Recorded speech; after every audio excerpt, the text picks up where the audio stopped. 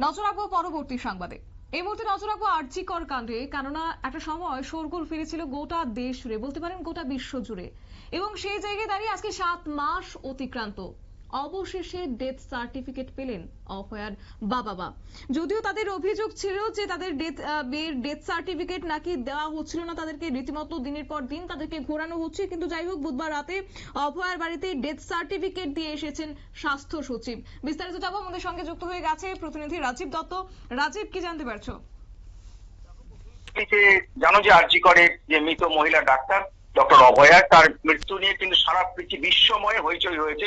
এখনো সেই ঘটনার বিচার চলছে এবং সিবিআই তদন্ত চলছে এবং সেই নিয়ে মামলাও চলছে। কিন্তু যেটা যে তার ডেথ সার্টিফিকেট, অর্থাৎ ডক্টর অভয়ার যে ডেথ সার্টিফিকেট, সেটা কিন্তু মিলছিল না।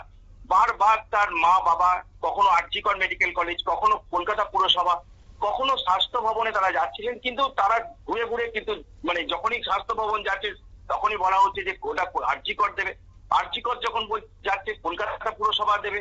অর্থাৎ এইরকম ভাবে তাদের ঘোরানো হচ্ছিল দীর্ঘদিন ধরে। কিছুতে এই নিয়ে যেন একটা বিতর্ক তৈরি হয়েছিল এবং তারা হাইকোর্টকেও বলেছে বিষয়টা, কিন্তু এর একটা নিষ্পত্তি হচ্ছিল না যে কেন ডেথ সার্টিফিকেট দেওয়া হবে না। কারণ নিয়ম আছে যে ডেথ সার্টিফিকেট শ্মশানে যখন দেওয়া হয় তারপরেই শ্মশান থেকে যে সার্টিফিকেটটা দেওয়া হয় মৃতদেহ সৎকারে, সেটা দিয়ে জমা দিলে কর্পোরেশন সেই ডেথ সার্টিফিকেটটা দেবে।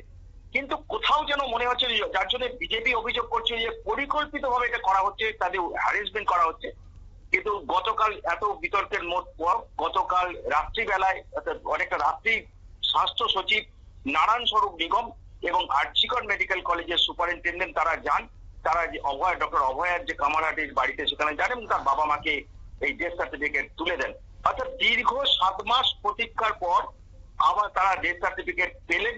যাই হোক, এটা কিন্তু তাদেরকে কেন তারা পাচ্ছিলেন না তারা বুঝতে পারছিলেন না। যে তারা অভিযোগ করছিলেন যে এটা পরিকল্পিতভাবে হ্যারাসমেন্ট করা হচ্ছে, কারণ তারা এই নিয়ে মামলা লড়ছেন। তারা মেয়ের বিচারের পুনরায় বিচার চেয়ে তদন্ত ভালো করে হয় তার জন্য পুনরায় তদন্তের আবেদন জানিয়ে তারা কলকাতা হাইকোর্টে মামলা করেছিলেন এবং জানো যে সুপ্রিম কোর্টে সেই মামলা করার নির্দেশও দিয়েছে এবং হাইকোর্ট এই নিয়ে শুনানি হবে যে পুনরায় নতুন করে তদন্ত হবে কিনা। তারই মধ্যে কিন্তু এই বিতর্কের মধ্যে তাদের বক্তব্য ছিল যে এটা পরিকল্পিতভাবে এটা হেনস্থা করা হচ্ছে। যাই হোক, আপাতত একটা সমস্যা মিলল এবং গতকাল রাত্রিবেলায় যে স্বাস্থ্য সচিব নিজে গিয়ে এই ডেথ সার্টিফিকেট তুলে দিয়েছেন। আর তার মধ্যে একটু জানিয়ে রাখি যে তোমাকে আপডেটও জানিয়ে দেখি যে নতুন করে তদন্তের কথা বলা হয়েছে। তার মধ্যে আজকে কিন্তু একটু তদন্তের জন্য যে অভয়া যেদিন মারা যায় তার সেই রাত্রে যে ডাক্তাররা ছিলেন এবং যে নার্সরা ছিলেন যাদেরকে জিজ্ঞাসাবাদ এতদিন করা হয়নি, তাদের কিন্তু সিবিআই আজকে সব দেখেছে, নিজাম প্যালেসে সিজিও কমপ্লেক্সে ডাকা হয়েছে এবং তাদের জিজ্ঞাসাবাদ করা হচ্ছে। অর্থাৎ তাদের ভূমিকা কি ছিল, কারণ তাদের সঙ্গে একসঙ্গে খেয়েছিলেন অভয়া, অর্থাৎ তাদের কিন্তু বাদ দেওয়া হয়েছিল এবং এই বিষয়টা নিয়ে প্রশ্ন উঠেছিল এবং তার জন্যই কিন্তু আবার নতুন করে তাদেরকে প্রথম জিজ্ঞাসাবাদ করা হচ্ছে যে তাদের ভূমিকা কি ছিল, তারা কোথায় ছিলেন, তারা কখন দেখলেন অভয়া শুতে গেলে। সমস্ত বিষয় কিন্তু তাদের আজকে সিজিও কমপ্লেক্সে জিজ্ঞাসাবাদ করা হচ্ছে। শতাব্দী, একেবারে ধন্যবাদ। আপনারা শুনলেন, অর্থাৎ এই অভয়ার বিচার নিয়ে কিন্তু ইতিমধ্যেই অভয়ার মা বাবা তারা দাবি তুলেছেন যাতে করে সুষ্ঠু বিচার হোক, এবং অন্যদিকে অভিযোগ উঠছিল যে ডেথ সার্টিফিকেট তাদেরকে দিতে কেউ রাজি হচ্ছিল না। আরজি কর থেকে বলা হচ্ছে যে পৌরসভা দেবে, আবার কখনো বা বলা হচ্ছে পৌরসভার পক্ষ থেকে যে আরজি কর দেবে। এই নিয়ে আদালতের কাছে অভিযোগও করেছেন নির্যাতিতার বাবা মা। তবে বুধবার সন্ধ্যায় রাজ্যের স্বাস্থ্য সচিব তিনি তার বাড়িতে পৌঁছান এবং তারপরে তাদের হাতে ডেথ সার্টিফিকেটটা তুলে দিয়েছেন। নিয়ে নিচ্ছে ছোট্ট একটি বিজ্ঞাপন বিরতির, সঙ্গে থাকুন।